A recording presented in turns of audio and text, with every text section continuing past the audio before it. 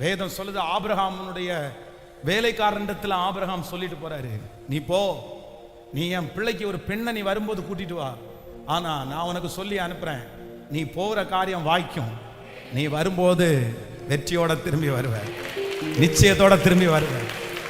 ஹல்லேலூயா. அந்த வீடு போய் சேர்றதுக்கு முன்னாடி வேலைக்காரன் ஜெபம் பண்ணிட்டே போறாரு. என்ன ஜெபம் பண்ணிட்டு போறாருன்னா, ஆண்டவரே,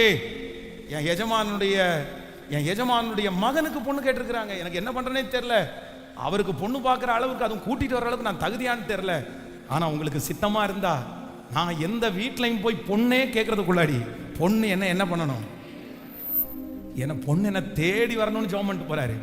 ஜெபம் பண்ணிட்டு போனா ஒரு கிணத்துக்கு பக்கத்துல கொண்டு ஒட்டகங்களை நிறுத்திட்டு தேடுனா, ரெபேக்கா பாருங்க குடத்தை தூக்கிட்டு நடந்து வரா.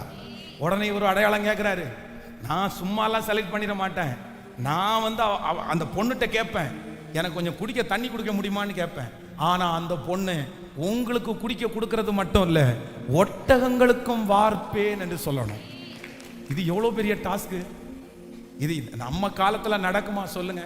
இப்ப இருக்கிற ஒரு பாப்பாவை பார்த்து இந்த மாதிரி நம்ம ஜெபம் பண்ணிட்டு போனா அது நடக்குமான்னு எனக்கு தெரியல. இப்ப நம்ம அப்படி ஜெபம் பண்ணிட்டு போனா, உங்களுக்கு கஷ்டப்பட்டு தானே கீழே இருந்து ஏறி எடுத்து வந்துடணுமா, வேணும்னா போய் வேணும்னா குடிங்க, இல்லைன்னா கடையில போய் வாங்கி குடிங்க. அதுவும் கிணத்துக்குள்ள படி இருக்கும், ஒரு குடம் தண்ணியை எடுத்துட்டு மேலே வர்றதுன்றது அவ்வளோ ஈஸி இல்லை. அந்த குடத்துல இருக்கிற தண்ணியை நம்ம பக்கத்துல யாராவது கட்டட வேலை செய்யறவங்களுக்கு பாருங்க, தண்ணியே கொடுக்க மாட்டாங்க, அவ்வளோ கட்டட வேலை செஞ்சுட்டு இருப்பாங்க. அவங்க வீட்டில் போய் பக்கத்தில் போய் ஒரு தண்ணி கிடைக்க முடியுமாண்ணா, தண்ணிக்கே நான் ரொம்ப தூரம் போறேங்க அப்படின்னு குடிக்கிறதுக்கு சில தண்ணி கொடுக்க மாட்டாங்க. ஆனா இந்த ரெபேக்காள் சொல்ற, அதுதான் கர்த்தருடைய நடத்துதல், அதான் ஆண்டவருடைய சித்தம். ஆண்டவர் எவ்வளவு அழகா கைட் பண்றாரு பாருங்களேன். இல்ல உங்களுக்கும் நான் கொடுப்பேன், உங்க ஒட்டகங்களுக்கும்.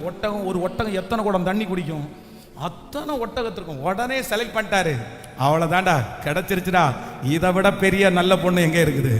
ஆமென்.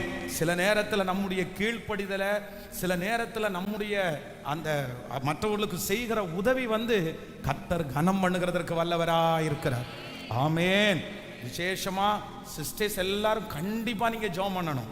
உங்களுக்கு என்ன ஆவியை ஆண்டவர் தரணும்னா, பணிவிடையின் ஆவியை உங்களுக்கு தரணும். ஆமென். கல்யாணம் பண்ணின ஒவ்வொரு சிஸ்டர்ஸும் என்ன ஜெபம் பண்ணணும்னா, நான் சாகுற வரைக்கும் என் கணவனாருக்கு பணிவிடை செய்கிறதுக்கு எனக்கு பலன் தாருங்கன்னு கேட்கணும்.